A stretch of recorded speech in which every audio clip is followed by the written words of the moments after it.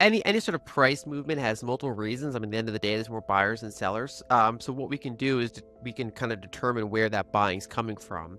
It's not coming from ETFs, for example, in the Western world. Their tonnage is actually down from all-time highs, and it's not doing very good on that front. Instead, a lot of the buying is coming from foreign central banks, as well as from foreign private sector, notably in Asia. That's where the bulk of the buying is. And then, at least in the West, you don't seem to have a lot of selling. Retail numbers are improving in the U.S. So, for example, with Costco introducing gold, there are more access points for it. So, some of the bullion dealer numbers seem to be decent. So it is fairly broad, but it is more sovereign and more Eastern focused. And I guess one of the things that's remarkable about it is that the price is doing pretty well, despite the fact that nominal interest rates and even real interest rates are fairly high, which is normally a pretty significant headwind. Also, the dollar index is strong, and so the fact that gold is doing this well despite headwinds, I think has a lot of information in it. Despite high nominal interest rates and a strong dollar, gold is performing remarkably well. Recent data reveals that foreign central banks, especially in Asia, are the primary buyers, while Western ETF holdings are on the decline.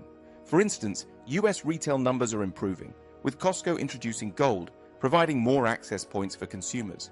This shift indicates a strategic move by central banks, with gold holdings rising since 2009. Interestingly, since 2014, foreign central banks have also reduced their accumulation of US treasuries, influenced by a strong dollar and strategic diversification. This trend highlights a significant shift towards a multipolar world economy, where diversifying reserves, including gold, offers security against potential geopolitical risks and financial uncertainties. As gold becomes a key asset, its performance in the face of traditional economic headwinds carries valuable information for investors and policymakers alike. So they have an amount that's like 30 some thousand tons, all central banks combined. And the history of that is that, during the 80s, 90s, 2000s, that overall tonnage was generally on a gradual decline in the world. And it bottomed in 2009, and then started gradually going back up from there. Is kind of the history of central bank gold holdings in absolute tonnage. We're also seeing that back around 2013, 2014 is about a decade ago now. Foreign central banks in aggregate kind of stopped loading up on US treasuries. And there's a number of reasons for that. Generally speaking, whenever the dollar index is strong, somewhat intuitively, central banks are not really buying treasuries much when the dollar index is strong. And that happened around 2014. And so, we've kind of been in this like stronger dollar environment to varying degrees since then.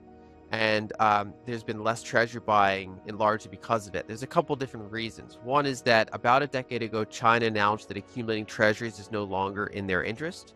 And so we've seen a shift from them toward diversifying of their portfolio strategy, and including more illiquid investments, things like, lending to other markets for commodity deposits or infrastructure, basically the Belt and Road Initiative type of activities. That's kind of been one of the areas, as well as increasing their gold holdings.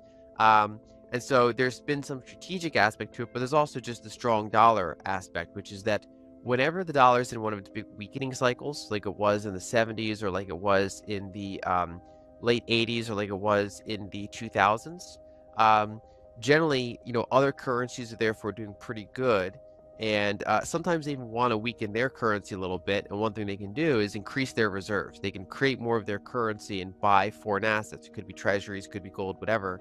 So generally, they tend to accumulate assets, including treasuries, on a weaker dollar trend. But when the dollar is strengthening, or it's kind of holding at a strong level, they're generally more in currency defense mode. And so they're usually not increasing their reserves by very much. Now, that's as a group. You could still have individual countries that are acting out of the average, but as a group, their debts, their like dollar debts, are generally harder because the dollar is stronger now. Their currencies are a little bit under pressure, And so they're, if anything, they might be selling some reserves to buy back their own currency, but at the very least, they're often just not really accumulating reserves aggressively when they're trying to keep their currency propped up to a significant degree. That's the environment we've been in. And so, but around the margins, they are pointing more toward gold than treasuries over the past 10 years or so. And I think there's a number of reasons for it. I mean, basically, during the entire kind of post GFC decade, treasury, short-term rates were held at near zero. You also had this increasing kind of, I would argue, a multipolar tendency in the world. So any sort of U.S. security, treasury security, stock security, corporate bond security, whatever the case may be, those are freezable assets. They can be unilaterally frozen by the U.S. government. And so there's a number of entities that are either frenemies or competitors or just for their own, even if they don't see like as a high possibility that their reserves be frozen, they say, look, I mean, we might be pressured at some time in the future. We don't know who's going to be president 4 election cycles from now. So let's diversify into a little bit of other currencies. Let's diversify into gold. These are kind of the options that they have available to them.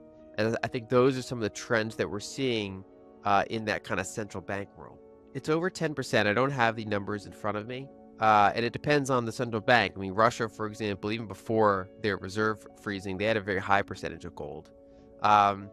Canada's like got, I think they have like no gold anymore. A lot of the European ones are fairly high. Italy, Germany, they have a fairly high gold percentage.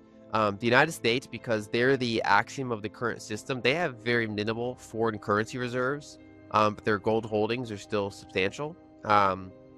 And so in aggregate, I believe it's low double-digit percentage, which makes it one of the larger reserve holdings, but still notably smaller than their collective treasury holdings. Yeah, I'm referring to foreign exchange reserves. That's different than bank reserves. So yeah, it's good to bring up that distinction. Bank reserves in any given country are part of their base money, along with currency in circulation. That's a direct liability of their central bank. Whereas foreign exchange reserves is, a country is operating, basically there's 160 currencies in the world. And you can kind of think of them like arcade tokens, where they're all these kind of, some of them are pegged, some of them are free floating.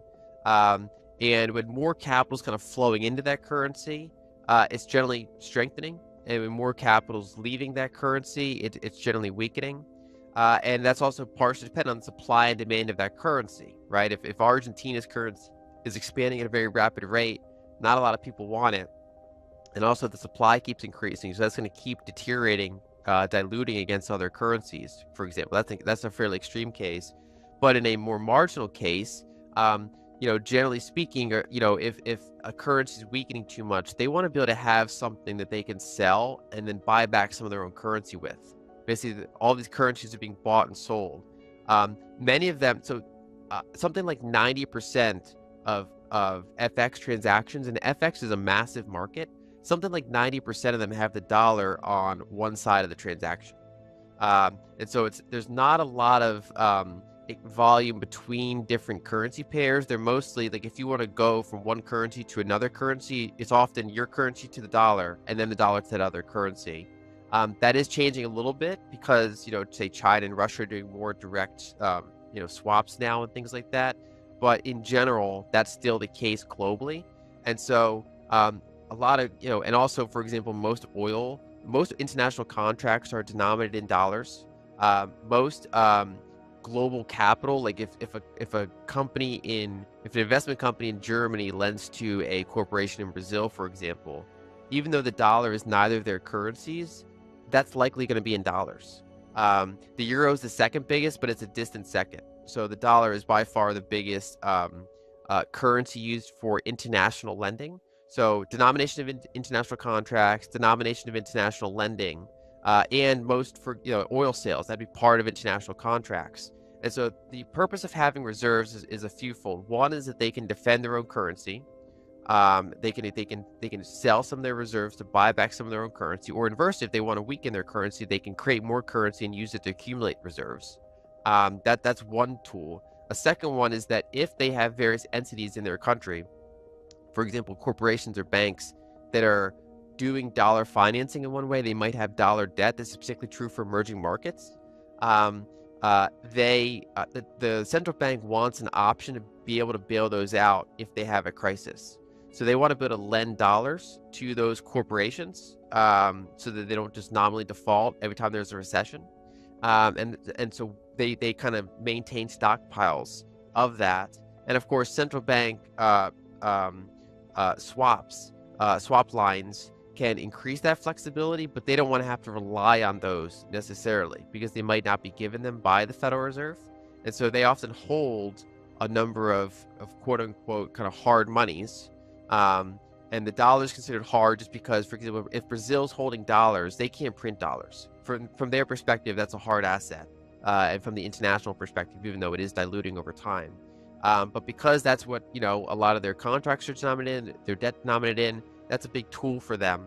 And gold is something that is, over time, it holds up well versus dollars and treasuries, but it can have a decade where it, underperforms.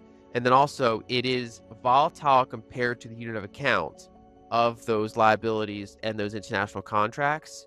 And so from that perspective, it's maybe a little bit less useful as a reserve asset in this existing kind of international system. But it still works as a significant percentage because, the volatility is not huge. And on average, over time, the value holds up well compared to dollars. Thanks for watching today's video. Let's recap the key points from our discussion on gold and its impact on the global economy. We explored how, despite high interest rates and a strong dollar, gold is performing exceptionally well. This is largely driven by foreign central banks, especially in Asia, while Western ETF holdings are declining. We also discussed how US retail numbers are improving, with more access points for gold, like Costco. Additionally, we highlighted the strategic shift by central banks away from US treasuries towards gold, influenced by the stronger dollar and geopolitical considerations. These trends suggest a significant shift towards a multipolar world economy, emphasizing the importance of diversifying reserves to include gold. If you enjoyed this video, please give it a thumbs up, subscribe to our channel, and share your thoughts in the comments section below.